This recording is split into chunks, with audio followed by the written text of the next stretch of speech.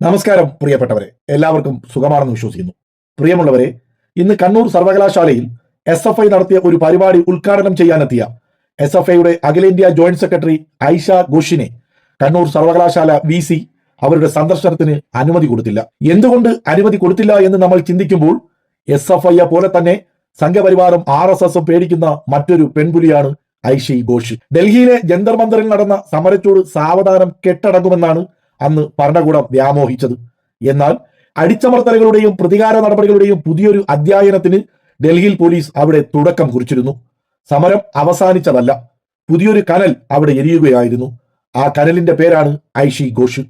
Students federation of ഇന്ത്യയുടെ SFIയുടെ അഖിലേന്ത്യാ joint secretary, JNUവിന്റെ ഉരുക്കു വനിത, ഭരണകൂട ഭീകരതയുടെ മുന്നിൽ തലകുനിക്കാത്ത ചുമപ്പിന്റെ പെൺകോയ്മ. ആരാണ് ഐഷി ഘോഷ്? പശ്ചിമ ബംഗാളിലെ ദുർഗാപൂരിലുള്ള ഒരു സാധാരണ തൊഴിലാളി കുടുംബത്തിൽ നിന്ന് ഇടതുപക്ഷ മൂല്യങ്ങളുടെ ചോരയൂറ്റി ഉറച്ച മനസ്സുമായി ഡൽഹി യൂണിവേഴ്സിറ്റിയിലേക്കും പിന്നീട് JNUവിലേക്കും എത്തിയ ഒരു പോരാളി. ഫീസ് വർധനവിനെതിരെയും വിദ്യാഭ്യാസ കച്ചവടത്തിനെതിരെയും JNU തെരുവുകളിൽ ഇരമ്പിയ ചരിത്രത്തിൽ ഐഷി ഘോഷ് എന്ന പേര് മുൻനിരയിൽ തന്നെയുണ്ട്.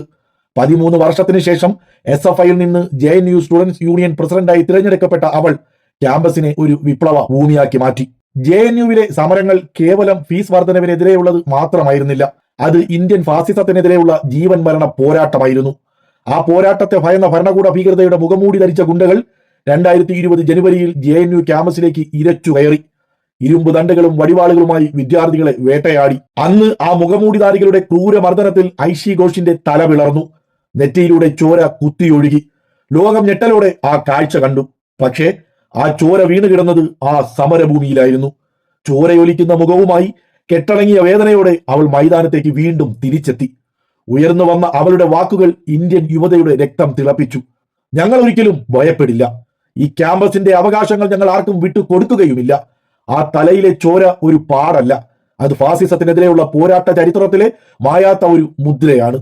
ചരിത്രത്തിന്റെ വിചിത്രമായ വഴിത്തിരിവുകൾ നാം ഒന്ന് പരിശോധിക്കണം. ഒരു രാജ്യത്തിന്റെ ആശയങ്ങൾ രൂപീകരിച്ച ഭരണാധികാരികൾ പോലും തങ്ങളുടെ ആശയങ്ങൾക്കെതിരെ പൊരുതുന്ന ഒരു പെൺകുട്ടിയുടെ നിശ്ചയദാർഢ്യത്തെ ഭയപ്പെടുന്നു. അമേരിക്കയിൽ നിന്ന് ഇന്ത്യയിലേക്ക് തിരിച്ചു വരാനിരിക്കുന്ന ഒരു പുതിയ രാഷ്ട്രീയ ക്രമത്തിന് മുന്നേ സമരമുഖങ്ങൾക്കരികെ അടിയുറച്ച യുവ നേതൃത്വങ്ങൾ ഉണ്ടാകേണ്ടതിന്റെ ആവശ്യകതയെക്കുറിച്ചുള്ള ഓർമ്മപ്പെടുത്തലുകൾ ഇതിലൂടെ വീണ്ടും തെളിയുന്നു. എത്രയൊക്കെ പ്രതികാര നടപടികൾ സ്വീകരിച്ചാലും, കള്ളക്കേസുകളിൽ കുടുക്കാൻ ശ്രമിച്ചാലും ഐഷി ഘോഷിന്റെയും SFIയുടെയും ഈ പോരാട്ട വീര്യത്തെ തകർക്കാൻ ഒരു പോലീസിനും ഒരു VCക്കും ആവില്ല. കാരണം അവൾ ഒറ്റയ്ക്കല്ല, അവളോടൊപ്പം അടിച്ചമർത്തപ്പെട്ട ലക്ഷക്കണക്കിന് ഇന്ത്യൻ വിദ്യാർത്ഥികളുടെ രക്തമുണ്ട്. ജന്തർ മന്ദറിലെ സമരം അവസാനിച്ചിരിക്കാം, എന്നാൽ ഡൽഹി പോലീസിന്റെ പ്രതികാര നടപടികൾക്ക് മുന്നിൽ ഈ തലകൾ ഒരിക്കലും കുനിയാൻ പോകുന്നില്ല. ഐഷി ഘോഷ് എന്നത് വെറുമൊരു പേരല്ല, അതൊരു പ്രസ്ഥാനമാണ്, തളരാത്ത സമരമുഖമാണ്, തോൽക്കാൻ പഠിക്കാത്ത വിപ്ലവത്തിന്റെ ചോരത്തുള്ളിയാണ്. ഈ വീഡിയോ കാണുന്ന ഓരോ യുവജനത്തിന്റെയും ഞരമ്പുകളിൽ രക്തം തിളയ്ക്കട്ടെ. ഫാസിസത്തിന്റെ കാൽക്കൽ പതറാതെ പൊരുതുന്ന ആ പെൺ പോരാളിയുടെ പേര് ചരിത്രം സുവർണ ലിപികളാൽ എഴുതി ചേർക്കും. ഐഷി ഘോഷ്, നിങ്ങളൊരു വിപ്ലവമാണ്, നിങ്ങളൊരു ഉണർവാണ്, നിങ്ങളൊരു ആവേശമാണ്. ലാൽ സലാം പ്രിയ സഖാവേ, വിപ്ലവ അഭിവാദ്യങ്ങൾ.